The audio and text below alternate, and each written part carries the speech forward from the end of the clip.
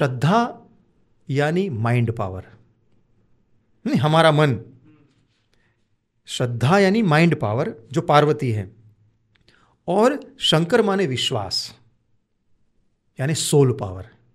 देखिए हम आम भाषा में क्या कहते हैं, अंधश्रद्धा हो गई है?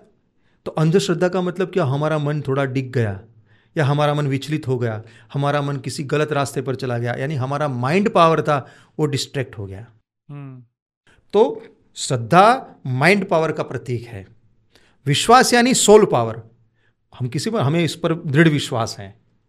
तो विश्वास क्या हुआ, शंकर भगवान का प्रतीक, सोल पावर शंकर का प्रतीक हुआ।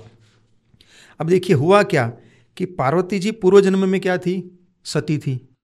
सती यानी दक्ष प्रजापति की पुत्री। दक्ष का अर्थ होता है एक्सपर्ट, कुशल। दक्ष का मतलब कार्य दक्ष बोलते हैं हम कैसे। अब दक्ष प्रजापति की पुत्री थी सती, तो उसे तो यह लगा तो मैं तो कुशल हूं, सब विद्या सब ज्ञान मुझे है, वो अपने आप को एक्सपर्ट ही मानती थी।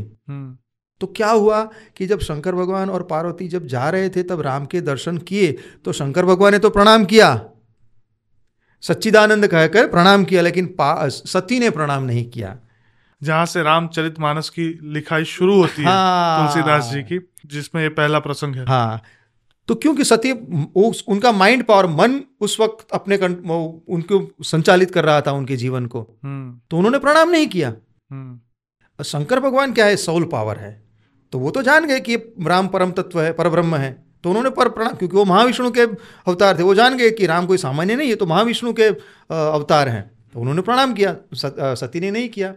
इसका परिणाम क्या हुआ कि सती को अपने ही पिता के यज्ञ में योगाग्नि के द्वारा अपने आप को भस्मीभूत करना पड़ा, क्योंकि उनका जीवन केवल माइंड पावर से कंट्रोल्ड था, तो उनका पतन हो गया।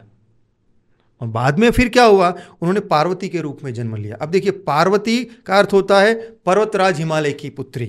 अब पर्वत का अर्थ क्या होता है, दृढ़, स्टेडी, फर्म। तो अब क्या हुआ कि अब पार्वती का मन दृढ़ हो गया,